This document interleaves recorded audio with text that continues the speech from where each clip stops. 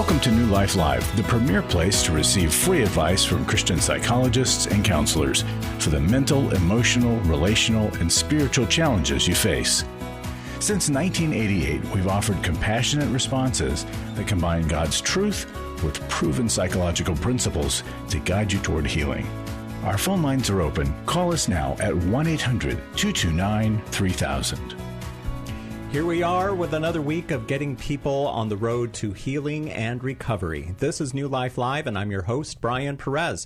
What's happening in your life right now? Do you need to confront someone over an action that they've taken and you're not sure where to begin? Or maybe someone confronted you and you're looking for a way to help right that wrong. Perhaps shame is going through your brain. Well, we can help you. And no more half days for us. We're going to be here for a full 2 hours in the studio today, taking your calls at 1-800-229-3000.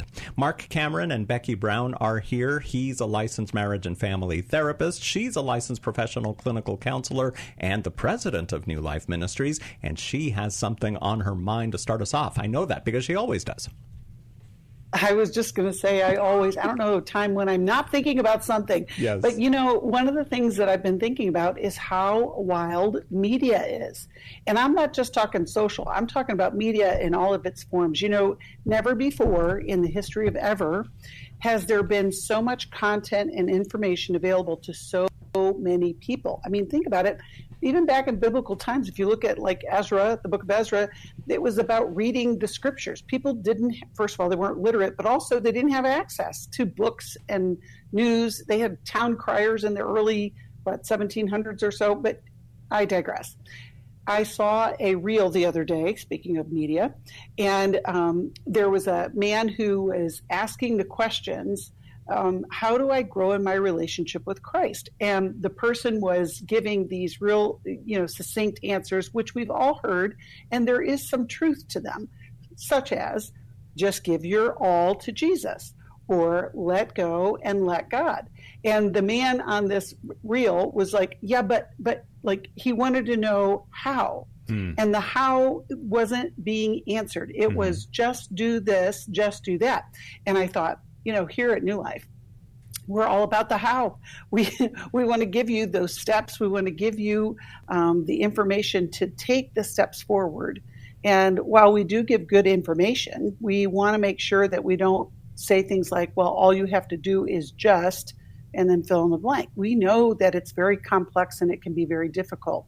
One of the ways we do this, of course, is through our New Life recovery groups. We have over 740 worldwide that meet every week. It's just pretty amazing that all of these people across the world are interested in staying free, getting free, and learning more and more about the life that God has for them. We're even going to be doing our conference in a few weeks called Choosing Wisdom. We're going to give you the how to choose wisdom. It's pretty amazing. When we think about the 12 steps of life recovery, obviously our founder, Steve 𝙇𝙑𝙀, and Dr. 𝙇𝙑𝙑𝙀, who is now with the Lord, they were the editors of the Life Recovery Bible all those years ago.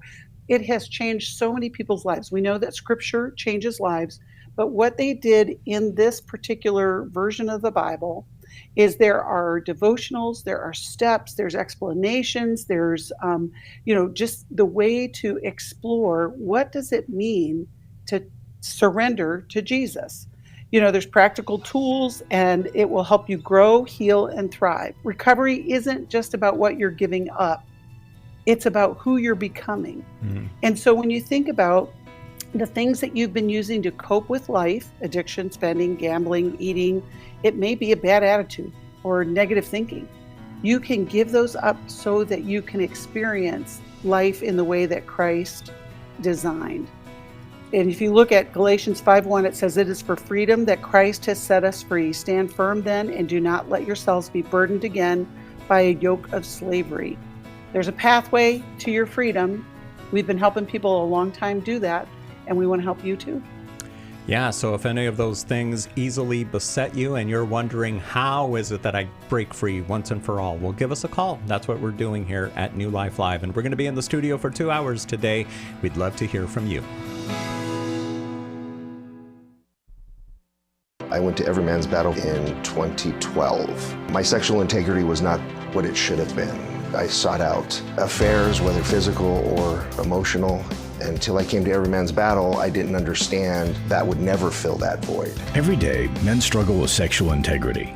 Impure thoughts, strip clubs, affairs, pornography. The shame and guilt was overwhelming. For over 20 years, New Life Ministries has been helping men regain their integrity through their one-of-a-kind Every Man's Battle Intensive. You will discover what the true root of your pain is, and you will discover how to overcome. You don't have to struggle any longer. Get help in Orange County, California, September 26th through the 28th. Call 1-800-NEW-LIFE to register or to find out more. 1-800-639-5433 or online at newlife.com. Enter the code NLL for a discount. Every Man's Battle saved my life. 1-800-NEW-LIFE and the discount code NLL.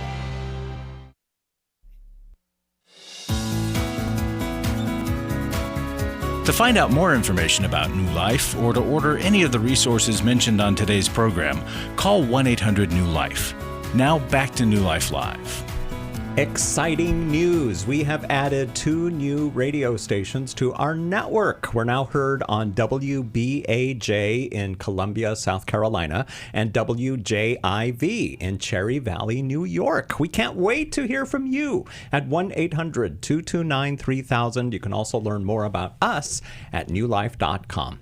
Let's go to the phones now. Here is Stephanie, who is a Club New Life member, listening on the New Life app in Seattle, Washington. Stephanie, thanks so much for being a Club New Life member, and how can we help you today? Well, thanks for taking my call. I really appreciate it. I have 2 questions, and I've written out a little bit of a background. I was sexually abused by 2 different people, a neighbor babysitter when I was 6.5 years old for a year, and an older brother from 6.5 to 12 years old. I'm at a point in my healing journey where I have achieved a sense of freedom from the shame, and I feel the next step in my healing would be to find a group of women who are survivors of sexual abuse. So, then my husband and I lost a son 14 years ago, and we were in a grief group for 4 years. So I just feel like I need a grief group for sexual abuse. And how do I find that? And then my second question is, soon after my son died, I was told by a counselor that there are 3 kinds of people in this world. 1, those that get it. 2, those that get it with help. And 3, those that will never get it. How do I find the number 1 and number 2 people regarding sexual abuse? All right. Mark, what would you say? Say that last part again. How do you, did you say, how do I find the number 1 and 2 people? Yeah. Those that get it and those that get it with help. Yeah. So it sounds like you said that you've done some recovery work already, freeing yourself from the shame. Was that with an individual counselor? How did you do that, Stephanie? Yeah, I've probably been in and out of counseling since I was in high school, but the last 10 years I've been doing EMDR, and I'm sure she uses a lot of other therapies with me too, but I feel a real sense of freedom that I've never felt at this point in my life. That's good. So you've had someone who's taken you through talking through the abuse that happened with you, and then you've also had somebody who's helped you with EMDR, desensitize a little bit. What are you hoping that the group is going to do for you? I think it's a great idea, by the way. I'm just curious. I just, so when we were in the grief group, we just shared our stories, and we were there to support each other with anniversaries and triggers, I mean, it was crazy. I was in the parking lot with my son that passed away when he was a little boy, and he looked over and there was the store top, T-O-P, and he could read it. Mama, that's his top. So then when I was in that same parking lot after he passed away and saw that sign and remembered that, I had people I could go to share that memory with. Yeah, I love that you want to join community, and I'm sure that there's groups out there for child sexual abuse survivors, and it sounds like for you too, you're you're kind of moving into the final step of this stage of grief, which is finding meaning in the sense of being able to have community and share with others and maybe even help others. And, Right. Becky was mentioning that we have, which astounded me because I didn't know this figure, over 740 life recovery groups worldwide. That's amazing. Becky, do we have any of that specifically focus on child sexual Yes. abuse? Well, it's not specific. We might have one, we can check on that. But, what I'm thinking, Stephanie, is that you've done a lot of work around what happened to you. And I think one of the powerful things about grief recovery in all of its forms is that it's this universal experience that everyone will lose something. Everyone will experience that loss. And we all experience it in different ways. And so when you're talking about it, it's so powerful to have witnesses, literally, to hear your sadness, to hear your memories, to hear the things that you've grown through and that you've been able to work through. And I'm thinking that also the loss of your son. How old was your son, Stephanie, when you lost him? He was 10 years old. It was an accident. Wow. Oh, Yeah. Oh. I found him and I gave him CPR. oh gosh, Stephanie. Yeah, I feel like I got And a the reason why- in grief. Yeah, you probably do, but who holds you, Stephanie? And that's what I'm talking about, is the loss of your I share my son. story. Hmm. You do? Mm-hmm. I do. I tell people I have 4 children, and one's in heaven. I'm open about my loss. But I have, people. We were in China at an international school, teaching at an international school, and I have all those people who basically lost my son. His name is Tim, too. That I have so much that I continue. My family, my immediate family, my husband and my 3 surviving children, we have found a rhythm, around his loss and, honoring his memory. Well, the group process that I think would be the most helpful for you, Stephanie, would not be topical necessarily, but really be a growth group in general. Okay. Being a teacher, as you are, and having been through so much healing and understanding what you've gone through, I think, just being with people who are on a path of growth and recovery, which is, a lot of our life recovery groups, I always talk about recovery is for everyone. It's not just addiction, but it's also, how do I become more like what Christ has for me in my life? We're called to be more like Christ, and your heart is so tender. You've experienced a major trauma in a few different ways, just as you have experienced. And it's not like that just goes in a box somewhere and you don't think about it again. But it can inform how you live your life, but you want to have that freedom. Has EMDR been helpful for you, Stephanie? Very, very helpful. Mm-hmm. And how has it helped you? Oh my gosh, just a memory surfaced through EMDR of the abuse. My counselor was able to help me hold that memory and work through it. It was affecting my intimacy with my husband. And through, discovering that, working through that, I've achieved a level of freedom and intimacy with my husband that I could have never had before. It's been a little bit hard because there's the trauma isn't just a memory here or an incident there. It's over a long period. So right. It's the reason been hard to do just EMDR. The reason why I asked you that, Stephanie, is because it isn't a fix. It isn't a quick fix. It is hard to do, like you just said, because it's looking back at what has happened to you. But I think that when you're asking for a group, I don't know that it would be, I don't know that you need to go as narrow as just about the sexual abuse, but I do think that a life recovery group that's processing, all things of life, just how do I continue to grow and heal and be the person I am, designed to be by God. Mark, what do you think? Stephanie, did your husband go through the grief group with you when you lost your son? Yeah, it was couples. Okay, good. And has he heard, how much of your story has he heard, and how much of your recovery work has he gone through with you? Because obviously with EMDR, that's typically a personal therapy when no one else is in the room with you. Right. He knows all my story.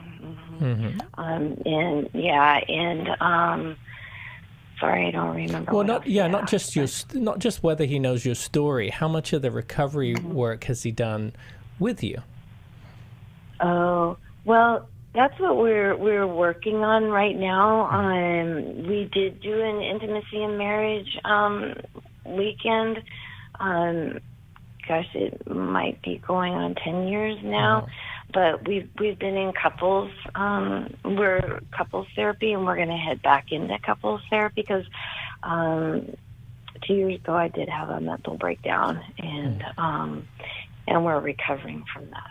Okay, good. I think that's a good move here too, because I heard you saying that part of the motivation for EMDR was sexual intimacy problems, and I often say to couples, when sex is broken, whoever's maybe having the symptoms of that's having the roadblock, it's a couple's problem. It's a both person problem. It's not like, hey, you go get fixed, whether it's the husband who needs to do recovery from porn or a wife who's had childhood sexual abuse. It shouldn't just be like, you go and get fixed and then our sexual intimacy will be better. Both need to understand, what are the wounds there, so that you can hear, and that builds understanding, empathy, and compassion. And as you do that work together, that actually builds intimacy. So I like what Becky is saying about more focusing on just growth. And I think I like what you're saying here too, that you're looking to do couples therapy with your husband, because I think focusing on that relationship, that's where you will find the most healing, I think, because you guys go through life together, and you're each other's partner, each other's person, the person, the one person who you rely on the most. And so as you build and strengthen that relationship, I think that will help you too in other areas. Stephanie, one more question. Do you have community around you? You mentioned that you lived abroad, and so I wonder, as you've come back, do you have people around you that see you regularly, close friends, family? I do. Not family, okay. no. Right now, that's the problem. Is just my mom is the one who's been getting it with help. So, but the rest of my family just doesn't seem to get the severity of the abuse. How do you? Well, that's a whole nother. Go ahead, Mark. I was just about to say that's a whole other area of healing too, because you were abused by a neighbor, and then you were abused by your brother, and I think you said from 6 to 12 years old. That's a heck of a long time to be abused for without anybody knowing or noticing. And the fact that you're saying that your parents or your mom even dismisses that experience, that's probably a place of healing that you need too. Actually, no, she doesn't dismiss it. She's repented with tears more times than I can count. Okay, good. But she gets it. She understands with help. I have to kind of coach her, and then she breaks down and is so sorry that she didn't help me. Has Mom done any work? Has she done any counseling or anything like that? She has. She She's 86 now and suffering from dementia. Yeah. So. Yeah. I just want to say one last thing. You know, Stephanie, you've been through a lot. You have overcome a lot. And these are just the big things. Life is challenging in many other ways. And I think that when you can have a group that you can grow and thrive in, it will give you some help along the way. I'm going to suggest that we give her a copy of the Heart Handbook by Laura Manja McDonald. And we'll get you connected with the Life Recovery Group as well, Stephanie. Thank you for calling in today, Stephanie. Stay on hold and we'll get your address and we'll send you a copy of the Heart Handbook, and we'll also put you in touch with somebody in our New Life Network. 1-800-229-3000 is the number to call us today here on New Life Live, and we'll be taking your calls for 2 hours in the studio. 1-800-229-3000.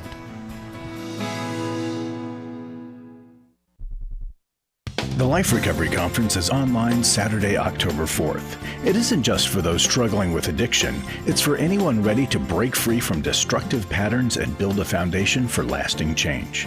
Our expert speakers will equip you with biblical tools to face life's toughest challenges and find real transformation. You'll walk away with practical strategies to overcome anxiety, shame, and relational struggles, plus biblical wisdom for grief, finances, and identity. You'll also gain tools to recognize unhealthy patterns and clear action steps to choose wisdom every day. The Life Recovery Conference is for everyone. Whether you're just beginning your journey, looking for fresh tools, supporting a loved one, or leading others, you'll find hope, direction, and encouragement. Change starts with one step. Register today for the Choosing Wisdom New Life Recovery Conference at newlife.com or call 1-800-NEW-LIFE. That's 1-800-639-5433. Club New Life changes lives. You guys came along into my life in 2022. That was a really, really difficult year of my life.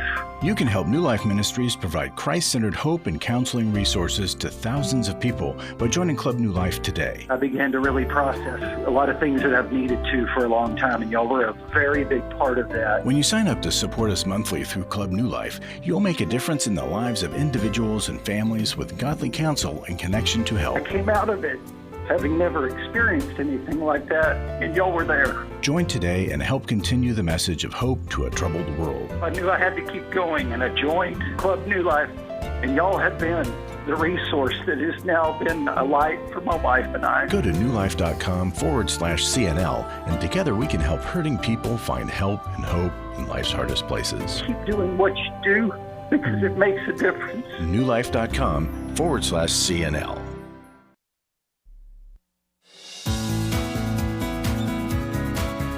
To find out more information about New Life or to order any of the resources mentioned on today's program, call 1-800-NEW-LIFE. Now back to New Life Live. A few minutes ago when we started the program, Becky Brown talked about the Choosing Wisdom Online Life Recovery Conference. It's happening in less than 2 weeks. It's from 10 a.m. to 3 p.m. Central on Saturday, October 4th. These 5 hours are going to be jam-packed. Now, I made a peanut butter reference last week, so it's only fair in the name of equal time that I mentioned jam this time. But anyway, we've lined up 12 experts to talk about issues like anxiety, trauma, grief, shame, narcissism, difficulty in relationships. You can sign up or get more details by calling 1-800-NEW-LIFE or at newlife.com. Becky, anything else you want to add about the conference? Yeah, you know, I've been reviewing all of the outlines that the presenters are presenting, and I'm very excited about what is going to be presented. One thing in particular that we've never done this before, but we're going to add a topic on financial recovery. So many people don't recognize that their financial house not being in order is a symptom of, you know, a bigger problem. I mean, they may think that, you know, I just don't have enough money at the end of the month. But it's really, how are you using it? And so there's so much more than that. But I thought that was just a really interesting way to present on choosing wisdom. What a really good way to get smarter in our finances is to get wise, right? For sure. All right. So find out more at newlife.com or by calling 1-800-NEW-LIFE. Let's go back to the phones now. Scott in Roanoke, Virginia, listening on newlife.com. Thank you, Scott, for listening on newlife.com and for calling 1-800-229-3000. How can we help you today, Scott? Well, thank you for taking my call. And my daughter needs help, and I just need to know how to help her. After being on her deathbed in April 11th of 22, her husband died that day as well. But she went into rehab through Carillion, and she got out June 1st, and she considers herself clean, but she's taken the maintenance dose of the methadone since then, and she's had heart surgery since then in July of 23. And so what can I do to convince her to call in to talk to you folks? I talked to your Jeff from Texas earlier, and he said he encouraged me to call in. I appreciate the encouragement. I really do, because she's just, and I'm a widow now too, since my wife passed in April and of 24 and of 30 years, and that wasn't her real mother. Anyway, I just would like, she lives with me. She's she's fighting the battle of taking 13 prescriptions, and she doesn't. Mark? Anyway, what can I do to help her call you? Scott. All right, take a big deep breath, Scott. Take a big, because I can hear the pressure, and there's a lot on the line. You've been through a lot. Scott, you said her husband died on the same day. Did they both overdose together? What happened? Yes, she denies it. Yeah, she denies it, but they did. Yeah. Mm-hmm. And I held her for 45 minutes before I called the ambulance, because I was so tired. She'd been in and out of that kind of issue that was her 5th attempt, really, at suicide. And she's been doing drugs since she was 12. So. Wow. Yeah. Wow. So in that moment, not only was she fighting for her life, but she was also fighting with her mental health and dealing with grief at the same time of her husband dying. What a difficult period. Did she go through any specific recovery from that? Yes, she did. She was encouraged. They put her in Carillion, straight into Carillion. She stayed at Carillion until June 1st when they released her, and they considered her clean, and she was a model patient, and with the exception of doing whatever prescription drugs they gave her and methadone, and you could just see the decline in her health. I mean, she got up to like 450 pounds, and then congestive heart failure until they replaced her heart valve or leaky valve, and that's still not correct even through UVA, and she battles with that too. So no wind. And we went for a walk a few times, but she can't really walk a lot. So, Scott, I just want to know what kind of work you've done in this process. Having a child that struggles with addiction since she was 12, that's impacted your whole life. Have you done any, whether it's Narconon, Al-Anon, whatever kind of support group or counseling about this? Yeah, I go to an Al-Anon meeting in Roanoke. I do. Okay. And what have you learned, Scott? What are the takeaways that you know for sure? I didn't cause it. I know that. And I'm not I believe in, my Father Yahweh above Jesus Christ and the Holy Ghost the most, and I go to those things to get some kind of encouragement what the other people have endured through, and it gives me hope to do that as well. So. Have you done any counseling personally? You've had some major losses here, Scott. Okay, well you called for help for your daughter, and we can get her connected with the Life Recovery Group. But Scott, you are the one that needs the help right now. We got a break coming up here in a minute.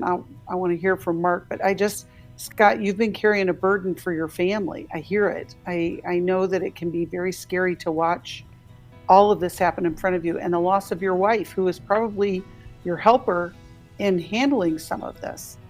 No, she wasn't really. She was dividing tension. That was all that was. Okay, so we got more healing to do. All right, well, we're going to take a quick break, but don't go away, Scott. Brian, go ahead. Yeah, stay on the line, Scott. We'll come back to you after the break here at New Life Live. 1-800-229-3000 is the number to call for you if you're going through something and you're not sure what to do next. I'll tell you what to do next. Call us, and then we'll put you on that path. 1-800-229-3000.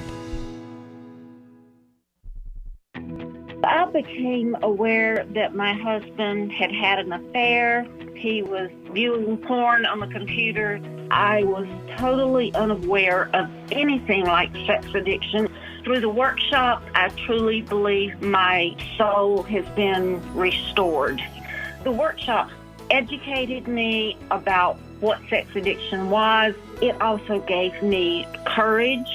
I learned how to stand up for myself. Without a doubt, it was the most significant thing that I did. The Restore Intensive is coming to Washington, D.C. November 7th to the 9th. Register online at newlife.com or call 1-800-NEW-LIFE. Enter the code NLL for a discount. That workshop is where I found the tools and the people to heal from this most heartbreaking thing of my life. 1-800-NEW-LIFE and the discount code NLL. Do you need help for life's hard situations? My husband recently said he wanted a divorce. I'm confused on what I should do. I have an eating disorder. New Life Live answers your questions on relationships, grief, addiction, trauma, anxiety, and much more, all from a biblical perspective with our panel of professional counselors and psychologists. I learn a lot from your program. You help so many people. I appreciate your ministry. Whether you listen or watch, there are so many ways to connect with us to ask our panel of counselors a question. Call us Monday through Wednesday at 1 p.m. Eastern, 10 a.m. Pacific at 1-800-229-3000 to ask your question on New Life Live. Or go to newlife.com/radio for other ways to get your question answered. I'm trying to find help. I just want to know how to set boundaries. If it's a sin, what am I supposed to do? Need a therapist or a coach, a resource, or an intensive? Call us at 1-800-NEW-LIFE. That's 1-800-639-5433. 1-800-NEW-LIFE.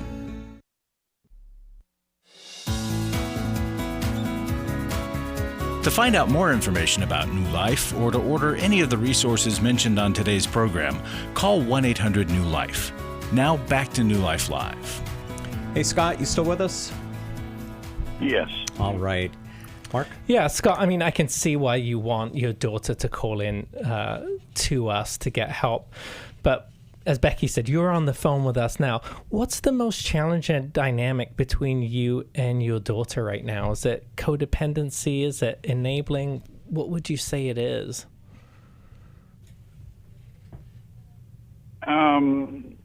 She just can't make the right decisions. She wants to, and she tries to. And enabling, no, don't enable. Just she's trusting a system that's broke. You know, it's a sick system. You know, they don't want you well, and we go round and round about that all the time. And I keep encouraging her. My lifestyle has been natural nutrition since '95. I'm 62, so and she looks at that and she says, "Well, that ain't gonna work for me."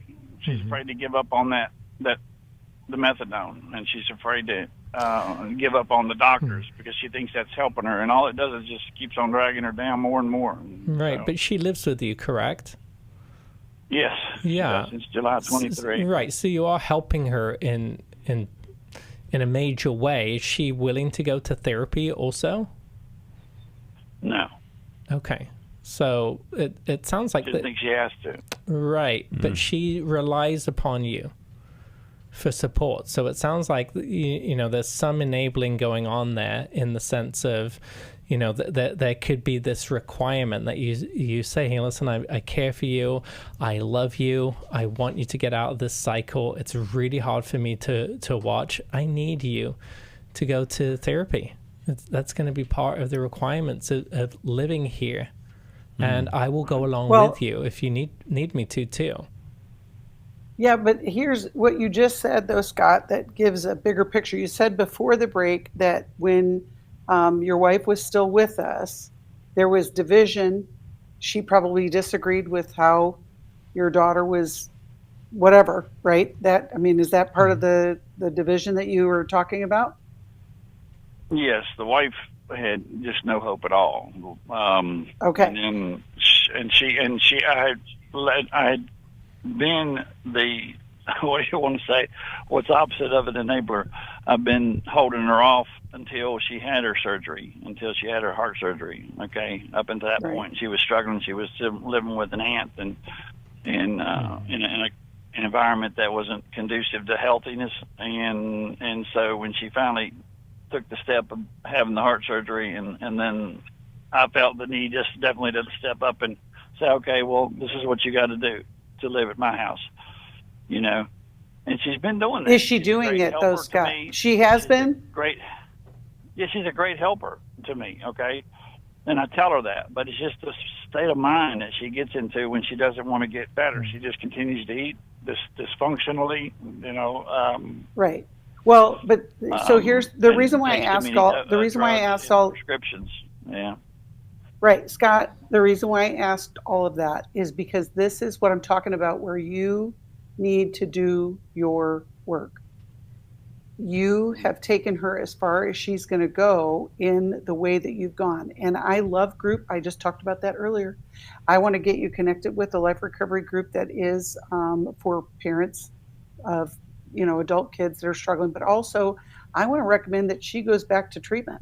In a Christian therapy environment, we have some places that we can recommend. But I just think, how old is she now, Scott? 42. Okay, so she's been impacted by not only the addiction, but her brain has been impacted. This is very complex, and it's not going to be typical. She's not going to have typical thinking. And it's not to dismiss her, it's just a reality of what happens to the human body with all kinds of things like this. But that's what my recommendation would be. Mark, yeah, and I think it may be even safer, just like I said, to rather than say you need to go to therapy for your addiction, to invite her to come to therapy with you, family therapy, to talk through the dynamics of what happened in the household, you know, either recently or growing up. Because a lot of recovery programs out there, they really just focus on sobriety, like let's get you clean and not using anymore, and then there you go, off you go. You don't need the thing. But what drives us to the addiction? There's something underneath. It fills a void. It numbs. It supports us in some way. And so really getting to the root cause, which I think that sounds like there's been a family dynamic going on here. I think you mentioned that your recently deceased wife was not the biological mother of your daughter. Is that correct? Right. Yeah. And how long were you married to her? When did she come into her life? 1994. Okay, so your daughter was quite young at that point. Right. And that was before? That was the first attempt of suicide. Wow. Okay. So she was staying with her mom. She was staying with her mom on a visit. I had full custody of her. She was staying with her mom on a visit, and she took some type of overdose over there at that house, and she went to the psych center that day. So the roots of this go all the way back there. So recovery needs to start all the way back there. Wow. Because it's just been symptomatic since then. And so invite her to go to therapy with you. Call it family therapy. And say you want to improve your relationship with her. Find the therapist, give the therapist the heads up so the therapist knows that when you show up, where you're really wanting to go with this, and see if that helps. Mm-hmm. If anything, it's only going to provide healing between the two of you, and I think when you get that healing, I think that filters through to the rest of the problem. Yes. Let's send Scott a copy of the Life Recovery Bible, and Scott, just begin working those devotions in there, and we'll get you connected with a therapist in your area, as well as a Life Recovery group, maybe for each of you to attend one. There's hope. There is hope. Scott, thank you for calling us today here at New Life Live. Stay on the phone and we'll send you a copy of the Life Recovery Bible. 1-800-229-3000 is the number to call us today, and we're going to be in the studio for 2 hours. This hour's almost finished, but we're going to be here for another hour afterwards. Let's go to Washington, D.C. Here is Anna listening on WAVA. Welcome, Anna, to New Life Live. Hi, you all. Thank you for taking my call. Yeah. How can we help you today? Yeah. So I am currently working at this job. I've been there for 3 months now. And I just deal with some extreme anxiety. Every morning I wake up and I'm just like shaking, literally nauseous with anxiety. I wake up in the middle of the night thinking about this job because of how stressed I am about it. Oh my goodness. And yeah, so I want to leave. But I'm married. I have a husband, and my husband, wants me to see this through, push through. It's only been 3 months. So I want to kind of take the easy way out and give up, throw in the towel. But I feel like I want to leave, but I feel like I shouldn't. And so I'm wondering what I should do. Wow. What kind of job is this? Are you an air traffic controller? Right. I'm a social worker. Okay. I work in healthcare. Yeah. Okay. Are you a licensed social worker? Are you an associate right now, getting your hours? Yes. So I'm getting my hours toward my licensure. Mm-hmm. Okay. And is this the first experience that you have getting your hours, or have you had other experiences getting your hours before? Yeah. So I was working a job previously.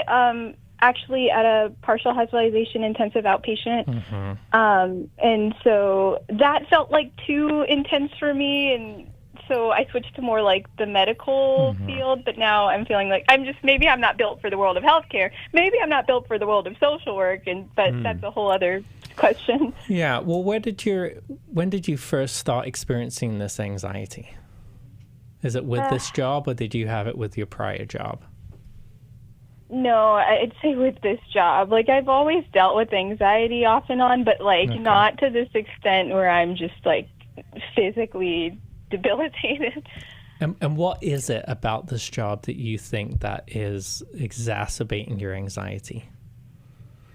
That's a great question. I will say I think part of it is I'm stressing myself out more than what is necessary, but a lot of this job requires me to know a lot about everything, whereas my previous job was I really needed to know about mental health and mental health diagnostics and things like that.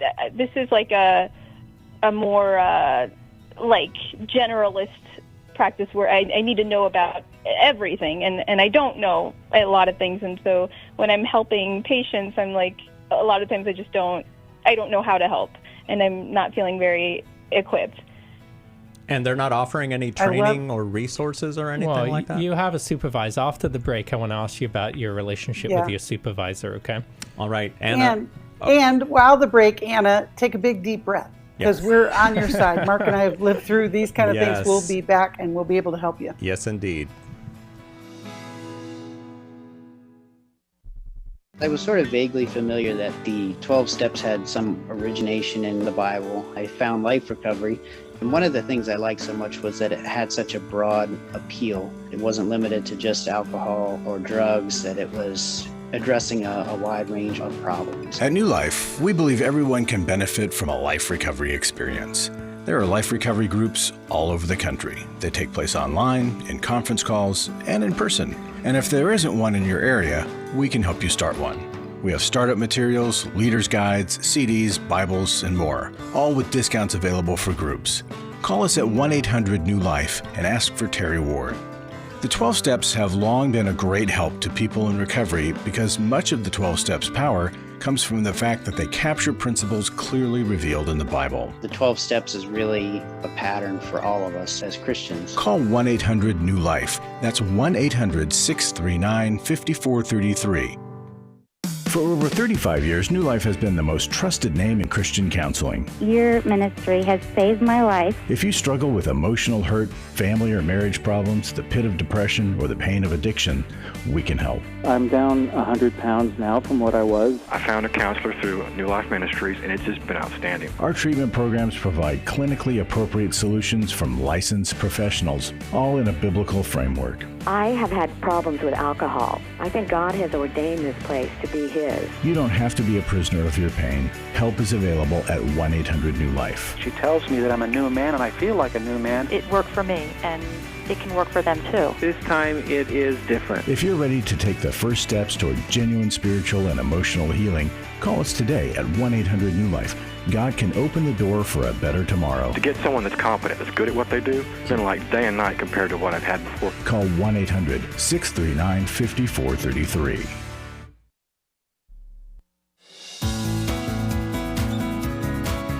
To find out more information about New Life or to order any of the resources mentioned on today's program, call 1-800-NEW-LIFE. Now back to New Life Live. And if you want to talk to Becky Brown or Marc Cameron, 1-800-229-3000 is the number to call for the rest of this hour and next hour too. 1-800-229-3000. But first, we want to go back to Anna in Washington, D.C. You still with us, Anna? Yes. Did you take that deep breath like Becky recommended? Maybe even a few of them? What's your relationship like with your supervisor, Anna? So, like, we meet once a week for supervision. Outside of that, though, she's not very accessible. She's usually in meetings or on calls, and or when I do ask for help or have questions, it's like kind of like well, what do you think? And I'm like, well, that's why I'm asking you. Right. So, like, can you tell me? She tries, but it's okay. Yeah. And do you have other associates around you, or are you the only one?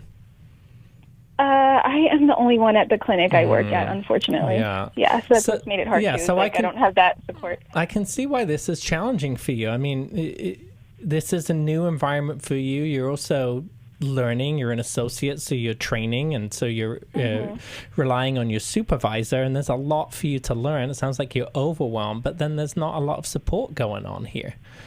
So it makes sense why you're feeling anxious. I mean, to the degree, though, that you're feeling anxious, I do think that's something to look even further into, because fear, anxiety is fear-based and fear is learned. And so there's some kind of an association to what's going on, even though it is overwhelming, to why it's, maybe you're waking up shaking and trembling and so stressed about that. So there's probably something to look into there.